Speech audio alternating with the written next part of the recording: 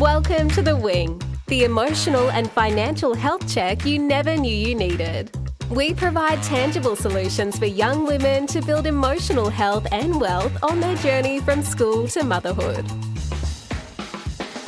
This is the podcast for young women in Australia navigating the big stuff: life, money, and motherhood. From high school to first homes, babies to bank accounts, we take you on an interactive listening journey that helps you make smart, empowered decisions every step of the way. Hello, ladies. Welcome to another episode of The Wing. We have a returning guest, Katie Stones, and I'm going to give you her bio again, just in case you didn't listen to the first episode that we recorded together, to give you an idea on what Katie specialises in, where she stands, and how she might be able to help you. So Katie Stones is an online women's health and fitness coach with over 10 years of experience helping women build strong bodies and even stronger self-belief. Very relevant for today's chat. She's passionate about helping women create healthy habits that actually fit into real life and teaching them that prioritizing themselves isn't selfish, it's powerful. When a woman learns to show up for herself first, everything else in her world improves too.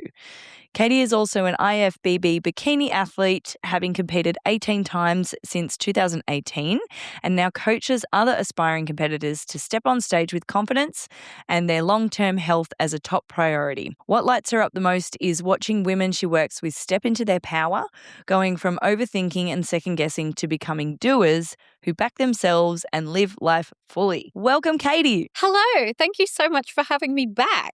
Happy to be here. Pleasure, treasure. We love a good chat and we love a bit of banter. So Katie has kindly agreed to record another episode with me. Now, I went on to Katie's Instagram, which I highly recommend you follow, Coached by Katie, AU. Katie is consistently creating and posting a lot of helpful content around health and fitness. She's also very funny. She creates a lot of cooking or meal prep videos as well. And there's always some Katie's genuine personality weaved into those clips. So if you even just feel like a giggle, I highly recommend jumping on and having a look. So what we're going to talk about today is definitely down the health and fitness and mindset route today. So firstly, Katie, can we kick off the conversation? So my note here that I want to talk about is eating intuitively, and what does that mean? Okay, so eating intuitively, the technical explanation for that would be listening to your body and honoring your hunger cues. So eating when you're hungry, stopping when you're full. However, I guess there's a lot of ambiguity within the realm of intuitive eating, because obviously we want to be nourishing ourselves properly and ensuring that we're getting a good balance of protein, carbs, fats, fiber, micronutrients. In order to eat intuitively, you also need to be educated on what your body needs. And I feel that a lot of women in particular can get away with eating a hell of a lot more when they eat the right things than what they're currently eating. Katie, when you're talking about a hunger cue, obviously we all know what that is, and knowing when to stop and knowing what we need, if we're going to intuitively eat and listen to those things, what are some tips or ideas you can give us? Like if we're like, oh my gosh, I haven't had a chance to eat this morning, I'm just going to grab the nearest thing, or I'm in the car, so I'm just going to get something drive through, or what are some tips that you can give us around treating our hunger cues with the most respect and not making rash decisions and ending up putting something in that we shouldn't? Of course. So number one is being organized and knowing what you're planning to eat for the day. I do recommend doing meal prep or even an ingredient prep a couple of times per week. Ingredient prep I personally prefer because you can cook up, for example, you could do some carbs. So I just use a rice cooker, chuck the rice in with some water, and then I just leave it to cook. Saves you from many burnt pans, near house fire accidents. Then I also like to roast some potatoes in the oven. So you just whack them in for an hour and then they're done. So I'll keep them in the fridge. Fun fact as well, when you cook and then cool a starchy carbohydrate, it then forms a resistant starch, which is actually fantastic for a couple of things. Number one, it feeds your good gut bacteria, so it helps for a more healthy, diverse microbiome. But number two, it actually changes the way that your body processes the carbohydrates, so it will reduce any like big insulin spikes. It essentially makes the food lower on the glycemic index. So you're not going to have peaks and crashes with your energy, and you're going to stay fuller for longer. Sorry, I've gone on a tangent about carbs, but I think that's really cool. You can reheat these cooled carbs. Ideally, you don't want to be heating them over 60 degrees. I personally am not checking with a thermometer, but that's a cool fact. So I like to have them in the fridge so I can just grab, reheat and go. And then I'll cook up 2 sources of protein. I usually like to do a fattier source of protein and then a leaner source of protein. That's me personally. I will maybe do like some salmon in the oven, and then I'll do some chicken breast in the slow cooker, or beef mince. And then I like to have frozen veggies because I'm really lazy and I'm not that fussy about taste, having been a bodybuilder for so long. So frozen veggies saves you a lot of time chopping. You can just dry fry them in a pan to get all the moisture out. It stops them from going soggy. So what I will do is I'll keep them in the fridge, and then when I want a meal, I can pick and choose. And you could do that even if you don't work from home. You could pack your Tupperware to take away with you for the morning and just pick and choose what you want, and then same for dinner. Of course, we want some fat sources in there. So I normally like to just add the fat source to the meal. That could be either an avocado, which is a great source of soluble fiber. Sorry, this has turned into a meal prep chat. Or some olive oil, which has great anti-inflammatory properties. Being organized with your food, essentially, is going to set you up for success so that you can eat when you're hungry and not be caught without food that's going to nourish you. And then when it comes to like listening to fullness cues, I would recommend eating until you're 80% full, not eating whilst being distracted. So scrolling, watching TV, talking, because that's going to dull the signal between your head and your gut. And it actually takes your gut about 20 minutes to tell your brain that you're full. So have you ever eaten and felt fine, and then 20 minutes later you're like, oh my God, I ate too much? That is just the signaling from gut to brain. So if you eat until you feel 80% full, then you're more than likely eating to where you need to eat. Even if you have just done an ingredient prep, you'll be like, okay, so today I have this, this, and this in my calendar. Where am I going to eat? Where am I going to train? And what am I going to eat? And know what you're doing. Don't just leave it until, oh, I'm really hungry. I haven't eaten for 5 hours and I don't know what I'm going to eat now. That is brilliant advice.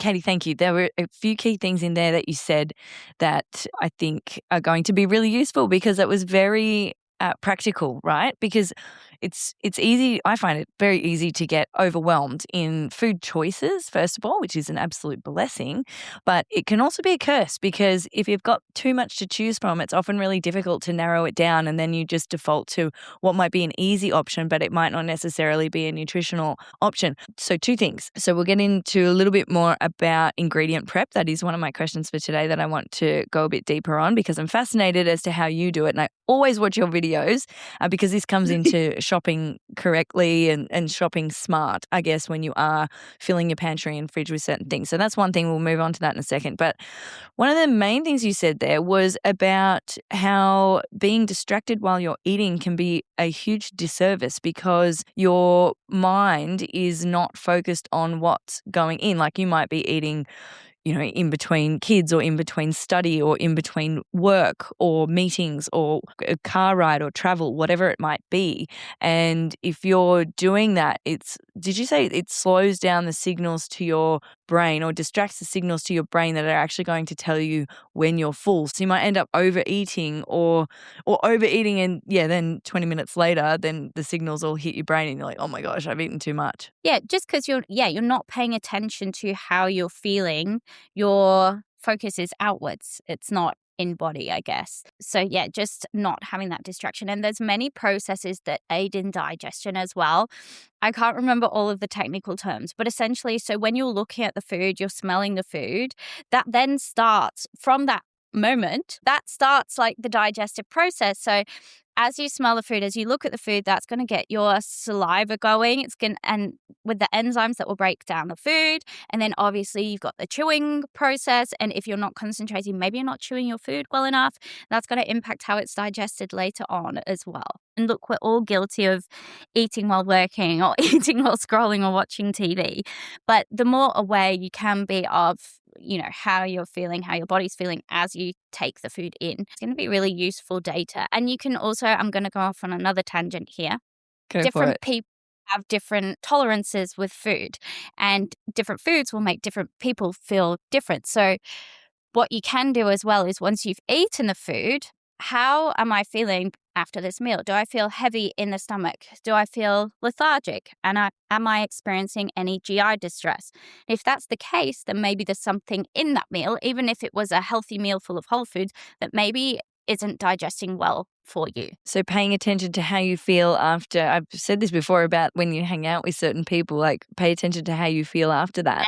It's the same with food, making sure that what you're eating is making you feel good, and that it's not, if you're bloated or you're like lethargic or you've got some gastrointestinal issues going on afterwards, like even though some foods that you're eating might be considered healthy or nutritious, they might not necessarily agree with your body. And then, Katie, is it then a process of elimination in terms of, okay, well, maybe it was the potatoes or maybe it was the rice? Like, is it then, how do you then correct that for your future meals? So I think first up, in order to establish what it is that maybe not digesting well or what does digest well for you, you need to have consistency in place with the types of meals that you're eating and the food sources that you're choosing.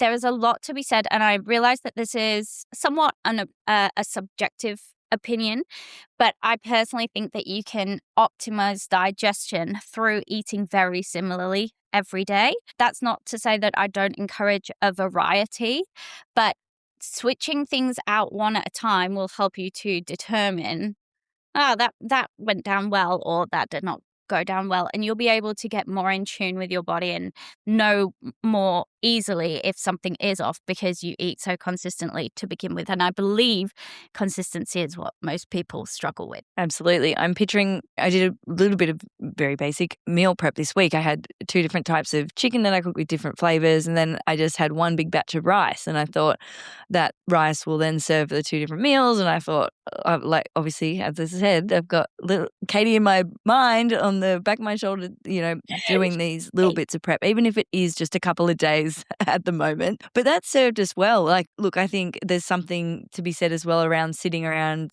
like a dining setting as well. So sitting at the dining table or sitting down and actually creating that particularly. So we find this a little bit tricky at the moment because we have 2 toddlers that will often start by sitting at the table and having dinner with us, or having dinner, and then it turns into a throwing food fight and there's plates and food all over the floor. So now Jake and I have resorted to having a very early dinner. We'll eat at about 5:30 some days, and we'll put together our bowls of food, stand at the kitchen bench, and the kids might be playing or running around because we just like dinner time has become stressful.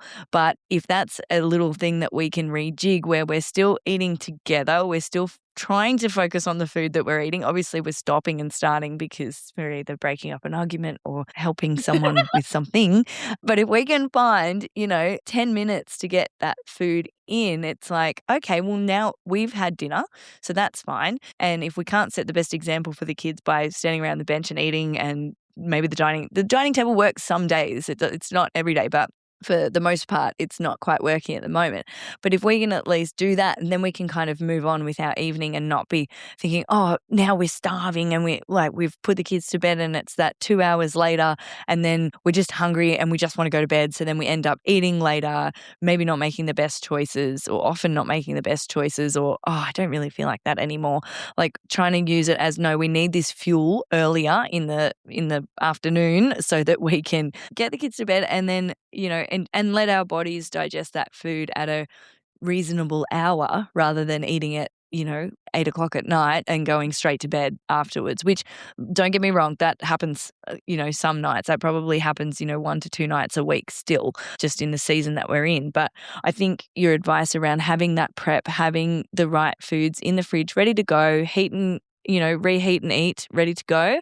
You mentioned frozen veggies. Obviously, I love them too because they are extremely easy and microwavable. Or like you said, I might try that in the pan, actually, just dry fry in the pan. Is there any difference that you know of or that's worth noting around like fresh veggies versus frozen veggies? Like, is there a nutritional difference? Do you lose the nutrition as you're microwaving or pan frying the frozen veggies? Like, what's your opinion or insight on that? So when you buy the frozen veggies, the frozen fruit, they're often harvested at the season that they are meant to be grown in, and they're often harvested at their freshest, right? At their peak. And then they are blanched and frozen. So there has been like myths going around that, they're not as nutritious. I don't believe that to be the case unless there's some new studies that have come out. So rest assured, your frozen veggies and fruit are just as good as the fresh ones. And if anything, they're going to last for longer. There's not going to be any waste. Like, how many times have you thrown out that bag of spinach with the soggy bits in your fridge? Like, there's not going to be any waste. You don't have to chop them up. This is why I love them. Sure, you might need to have a little bit more culinary skill to make them taste more appealing. I think that is a skill. But in terms of like the nutritional value, it's not diminished from eating those things. And then you asked about heating them. So 2 things to consider here. Yes, heating them up can bring down the nutrients in them, especially if you're cooking them really well. But on the flip side of that, well-cooked vegetables are a lot more easy to digest. They're a lot easier on your digestive system. So, I personally like my veggies a little bit crispy, a little bit burnt. So I think at the end of the day, I wouldn't overthink it. Do what's convenient and what's enjoyable for you, and you're still having veggies, so it's a win-win. Lovely. Brilliant. Thank you. That has answered a question that's been floating around my mind for ages. Because that's another thing. I get conflicted. I'm like, oh, am I being lazy because I'm using frozen veggies, or maybe I just won't have them, or, it's just like a guessing game. So thank you for clarifying that. I'm not sure. Hopefully that was helpful as well for our listeners, because it's easy to hamstring yourself and be like, oh, is it actually as good as it? Like, oh, maybe I just won't have it at all. But veggies are veggies. And like you said, yeah, if they're grown in season and frozen around then when they're actually meant to be grown, rather than having asparagus year round, that makes a lot of sense. Not that you'd have frozen asparagus. Sorry, that was a poor example. Frozen berries, great. I eat asparagus. I can't actually tell you the last time I ate asparagus, so I'm not I take that back. I apologize. That was very misleading. This is why I am not the nutritionist, and this is why Katie is here today. Okay, Katie, so let's go. How do you shop and plan for your week without being overwhelmed? If you could touch on, again, ingredients prep, please. Yeah, what does that look like? And give us some insight into what you do and how we could be applying this in our lives. I absolutely get that it's very overwhelming when it comes to doing your food shop, especially if you don't know where to start. So what I would recommend that you do is you look up a list of whole food protein sources, carb sources, fat sources, and then you maybe say, I recommend having 4 meals a day, but let's say we're doing 3 meals and 2 snacks. I feel like that's more like general population. For 2 to 3 of those meals, you could pick 1 protein source from the protein list, 1 carb source from the carb list, 1 fat source from the fat source list, and then some veggies, and use that to chuck them into a meal. And then from there, you can then, to vary the flavors, you can change the sauces, change the seasoning. If you're unsure of like, oh, how do I season this? How do I sauce it? I like to think of the different cuisines. So you've got like Greek, Mexican, Moroccan. Then you could make like a Greek themed meal and then a Mexican themed meal. And that way you're still eating a protein, carb, and fat, but you have the variety of flavor as well. Once you know what protein, what carb, what fat, you can just chuck that on your shopping list and go and shop for it. I will provide you with a list so that you can link it to the listeners. I think that's something that you'd be able to do, right? Of protein, carbs, fats, veggies. Let's do that.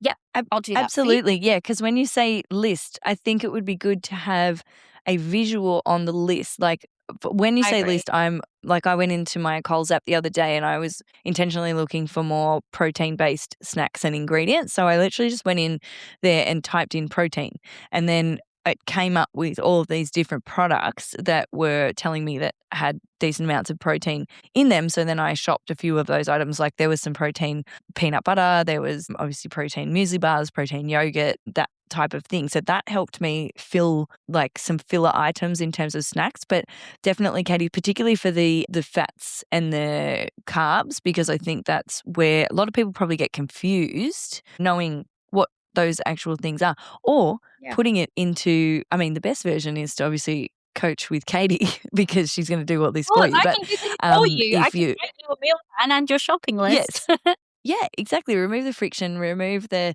guesswork. Now, if you are going to do a bit of guesswork, I mean, you could be like looking at these lists, yourself, I guess, in a grocery app or on some sort of search engine. But again, you may not necessarily know what the quantities for your particular body are, or what you like. You may not have even outlined your goals, but it can be a big rabbit hole. Whereas, someone like Katie can take the guesswork out for you. But yes, please, Katie, when you get a chance, share me that list and we will link it to our Instagram post and put it in the podcast so that our listeners can use some practical tools there. I just wanted to make a point on these protein products that have like Oh, yeah, go for it. Uh-oh, here we go.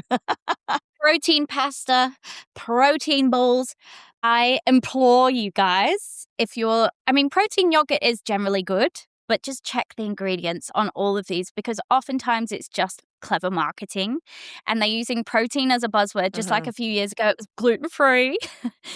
They'll say like source of protein, but actually you need to look at the packet, look at the protein, carbs, fat, fiber on the ingredients, and per serve you want to look at the protein. Usually these things still don't have that much protein, and a lot of the time it's not going to be a complete source of protein. There's essential amino acids, and if the protein sources don't contain all of those amino acids, they are not a complete source of protein. Don't want to delve into a rabbit hole on that. Interesting. But essentially, like the best sources of protein have minimal ingredients. So predominantly animal products. If you are plant-based or vegetarian, dairy products are good. If you are plant-based, because plant-based, you're not going to be eating dairy, obviously. Things like tempeh, tofu, seitan. I think it's called soy vegetable protein. They're all decent sources of protein too. Like the odd snack is fine, but if you want to have a solid protein meal, go for the whole food, single ingredient sources. And animal products are the easiest, but I understand that's not everyone's preferred way of eating. Good advice and a nice reminder because, yes, I think, was it you, Katie, that told me, like you might, if you... look, I'm learning to make my own bread at the moment, but bread is a good one. If you get, the sourdough focaccia. Coming round. I'll make you one.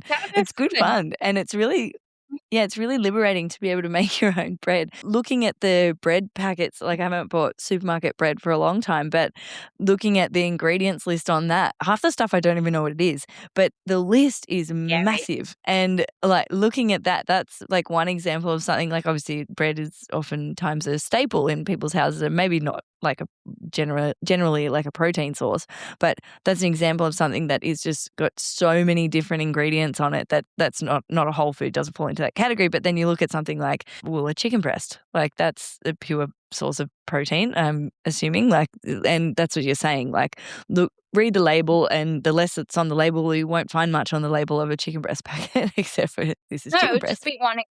Bread gets demonized. There's nothing with bread. If you are going for a bread, sourdough is great. Just check the ingredients, make sure it's actual sourdough and not faked sourdough. It's fermented, so it's actually easier to digest for a lot of people. I know Superbarn do like a 3-ingredient bread. It's called pan di casa.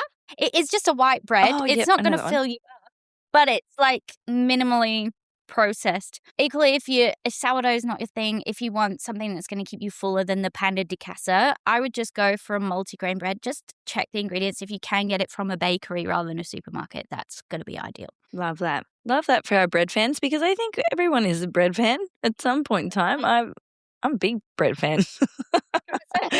So when you're shopping ingredients for the week, what's an ingredient, like, tell us more about that. Okay, so I'm a well-oiled machine from my years of bodybuilding and following a meal plan. So I know exactly what I need when I'm going through the supermarket. So as a general rule of thumb in the supermarkets, you want to be shopping on the outside. All of the healthier single ingredient whole foods are generally in the outside aisles. And then in the middle, you got all the more packaged, processed generally. I like the 80-20 rule, so don't feel like you can't buy anything that you enjoy that maybe isn't considered healthy. As long as you're predominantly eating whole foods, that extra 20% is not going to be to your detriment. Personally, I eat 4 square meals a day. I know that breakfast is going to be some form of protein oats with fruit, chia seeds, and then I'll have like 2 to 3 meals that have an animal product. Protein, a starchy carb such as rice or potatoes are my jam.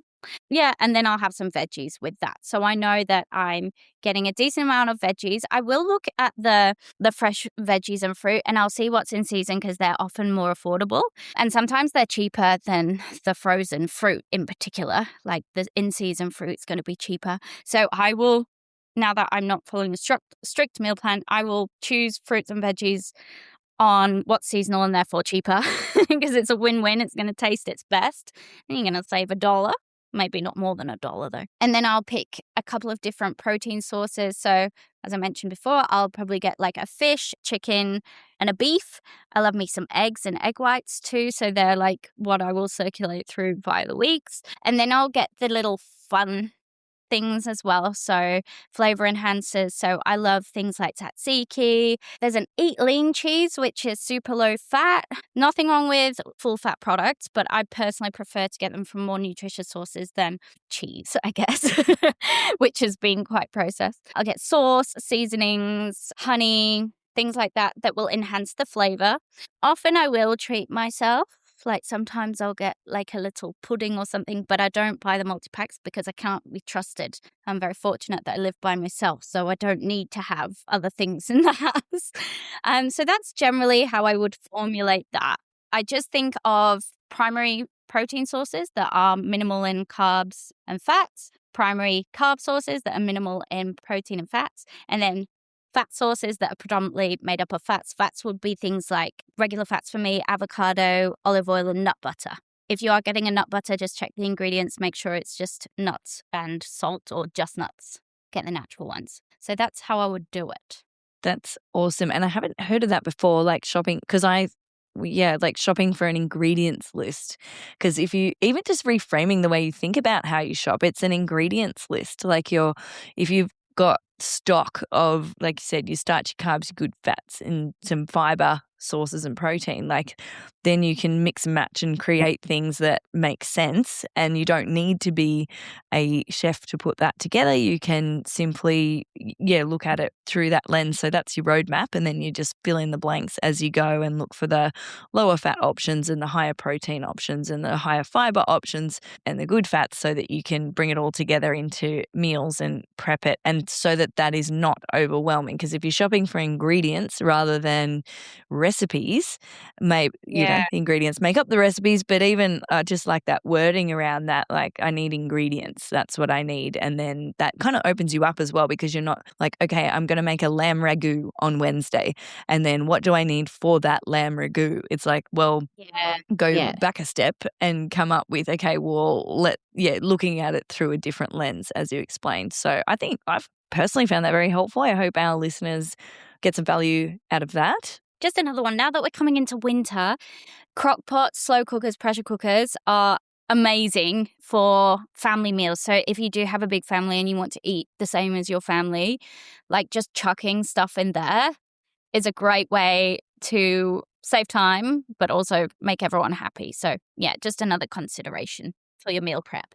Ingredient prep. Definitely. And the slow cooker often, well, mine does, has so many different functions, which I was unaware of until there was a time where I wanted to learn how to cook Indian food, because that's something I'm not very skilled at. So Jake's mum's friend came over to our place a couple of years ago now, and we had an Indian cooking extravaganza, and she was showing me all the different functions on the slow cooker, like the saute, obviously the rice cooker, functionality, like the slow cooker, the pressure cooker, like so many different things and so many different ways that you can experiment. And it's a great way, to get all the ingredients in there, and you can kind of set and forget. You can put it on in the morning and come and see it in the afternoon when you're ready to eat. Yeah, and you can get the volume of food in there too. So you've actually got more than one meal at a time. You can, have that as prep too. Good advice. We've talked about, shopping, food. So I want to lead into, Katie, our final topic for today's conversation, which is around body image. So this was specifically something you posted on your Instagram. So body image, reframing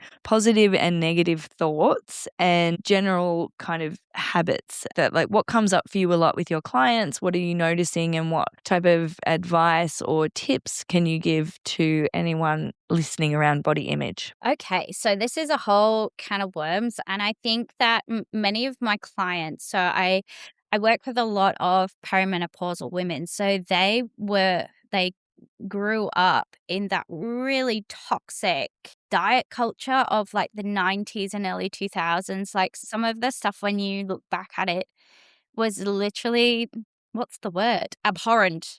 And it was so socially acceptable to fat shame people, and people that were like, for example, like Britney Spears, like when she's on stage at Las Vegas, like saying she's put on a ton of weight, just stuff like that. And she's not even overweight. She still looks great. And I think that has scarred a lot of women, including our generation as well. We grew up with that. And it's left, a really deep impact on a lot of people. I think they hold themselves to still smaller is better, skinny is better. And you see that coming back in now. It seems to be a bit of a trend, like skinny talk. So now the younger generations, where I feel like body positivity and being strong was like really coming in, it had its thing, and now it's gone back to like Ozempic and ultra thin celebrities. So, it's hard when we have access to social media. We're seeing these things and we're naturally comparing ourselves to that. It's easy to feel inadequate or like you're not good enough. Pair that with, just how society is these days, like predominantly with social media, like it can be a really traumatic and life-changing way to feel. And I feel like I'm going on a tangent here. Go for it. No, it's such a complex subject, isn't it? And I feel that a lot of women just don't have the self-confidence to believe that they deserve better and they deserve to feel confident and fabulous in their skin. And it's really sad. With all that in mind, I think it's important that women, first up, look at your diet. So I'm not talking about your food, but what are you consuming that is making you feel inadequate or not good about yourself? So it could be worth doing like a full audit of the people you're following on social media, the TV shows you watch, the books you read, like anything that you are taking in, anything that makes you feel inadequate, unfollow. Don't spend your time on there. And then I think practicing like a positive self-talk. So a tip that I use for a lot of my clients is if you wouldn't talk to your daughter or your best friend or your mum that way, don't talk to yourself that way. And if you find yourself like being mean to yourself, try and reframe that as if you're speaking to someone that you really love and care for. And it takes a lot of being very self-aware and aware of your thoughts to be able to do that. It takes constant monitoring, but I believe that you can positively shift your thoughts. A lot of women, they exercise and eat because they want to look a certain way, right? How about if you exercised because of the way it made you feel and ate to fuel and nourish your body? Because if you do that, you'll probably attain the physique that you wanted anyway. So when you're consistently training because it makes you feel good, you're pushing yourself and you like the way it makes you feel, studies have shown that you're more likely to stay with it long term.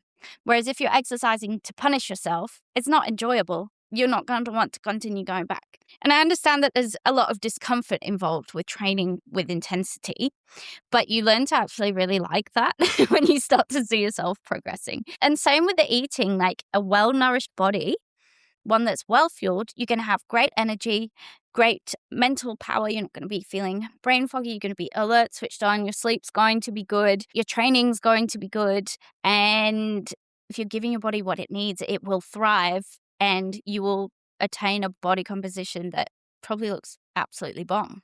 So focus on how these things make you feel over how you want to look and doing them because you don't like where you're at now. And what if you're in a situation, I've been in this situation myself, which is why I'm asking, where you're like, I've don't like exercise, or I don't like, I've gone through phases where I'm like, there's actually nothing I feel like doing. Like I don't have like to get started. I mean, I've come to recognize that I enjoy running. I do enjoy running.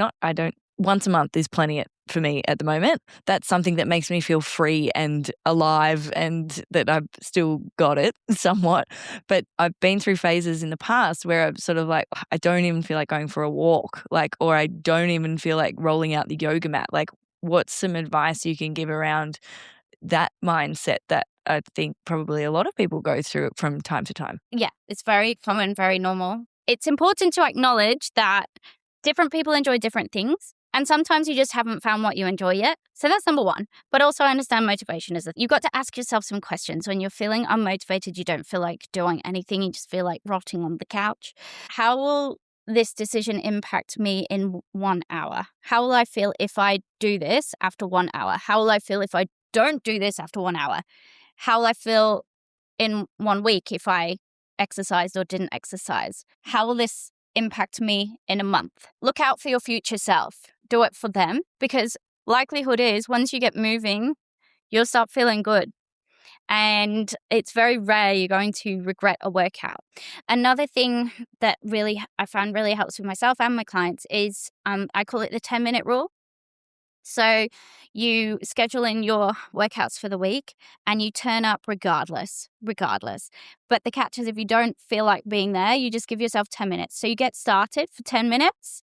If after 10 minutes you're not feeling it, don't force yourself to do it. You can stop because your body probably does want to rest. But you'll more than likely end up having a really good workout because it was a mental fatigue. So you got to like negotiate Brilliant. with yourself. Yeah. And I recently read this in a Jordan Peterson book. And it really I was like, yes, because I do it with myself. So if a task is, and you can apply this to anything, if a task is feeling big and overwhelming, you negotiate. So I don't feel like doing that, but what could I do? And once you start that momentum, so it could be like, I'm glued to the couch, I do not want to move. How about get up and put your activewear on and then see how you feel? There's no pressure to act beyond putting your activewear on. But then if you get to putting your activewear on, okay, let's get out the door. And then once you're out the door, what's the next step? And just keep on negotiating with yourself in the most minute actions and you'll get there, in theory. Little baby steps, and it's Yeah. biting off small pieces and not trying to take on too much, and figuring out what you like. And maybe what you like could potentially be outside the box. Like when we think of exercise, we might think of gym, resistance training, strength training, yoga, Pilates, a run, a walk, like those specific things. But perhaps it's outside of that. Maybe it's a sport. Maybe it's tennis. Maybe it's soccer. Maybe I don't know. It could be netball, Oztag. Could be outside of the traditional like workout kind of box. I think there's a lot to be said for community with training. If you have a team that you're showing up for, or if you have a friend that you go to class with, you don't want to let them down. And, if you enjoy those interactions, it's more likely to get you to the session. Yeah, absolutely. I think that's great, Katie. And the advice that you gave, or the insight that you gave around body image as well, and how we talk to ourselves, this has come up before on the podcast, like trying to be kind to yourself. And we hear that all the time, be kind to yourself and don't beat yourself up. But sometimes in the moment, it's really difficult. So I think thinking how you recommended, like, is that a way you would talk to your daughter or your friend or your mum? Like, those are something, little things, little backstops that you can put in place before you start saying awful things to yourself in the mirror in the morning, and creating that positive self-talk, which I think is a skill. Absolutely. So I'm sure we've all been guilty of it. I definitely have and am, from time to time, or not from time to time, I would say quite frequently. So being able to take that information in and try and bite off small ways that we can change our self-talk is important. We've covered some valuable stuff here, if I do say so myself, and hopefully, people can have some solid takeaways that they can start applying to their lives straight away. Absolutely. I think we are one for very practical advice, and I'm sure that our listeners got some value, as they always do, from listening to you, Katie. So thank you so much for being a guest again on the Wing podcast, and I'll let you do your you can wrap the episode. How about that? Can you tell us how our listeners can find you, how they can engage with you, either big or small? Well, the easiest way to find me is via Instagram. It's coached by Katie AU. That's Katie with an IE, not an EY. And I predominantly work with women who feel stuck. Like they've tried doing things, they feel like they're doing the right things, but they just don't seem to be getting anywhere. So that's mainly who I work with. And if you are interested in working with me, you can click the link in my bio, fill out the form, and we'll arrange a call and we'll get in a chat. But yeah, thank you so much for having me, Katie. It's always a pleasure. My absolute pleasure, Katie. I love when we put this in our calendars. We put it in as Katie's Take the Mic and a little picture of a microphone. So it's a nice little duo, and Katie and I have known each other for a very long time now, and yeah, I feel like Katie's very easy to talk to. She's very practical and she's also very funny. So it keeps everything nice and light, which you like to do. You bring the best out in me. How about that? That's good. Oh, I love that. All right, everybody. Thank you very much for listening to another episode of The Wing. Thank you, Katie. And like, follow, share, subscribe. I hate that line, by the way. I don't know. I never know what to say at the end of an episode. I don't know. Listen to the next one. I haven't created the next one. Show me some love. Share it. Send it to your friends. Spread the good word. And hopefully we helped at least one person today, which is always our goal. So thank you very much. And we'll see you on the next episode of The Wing. Bye-bye. Enjoyed the episode? Hit follow and check out _wingpod Oz on Instagram for a dose of wisdom getting you on the right path to success.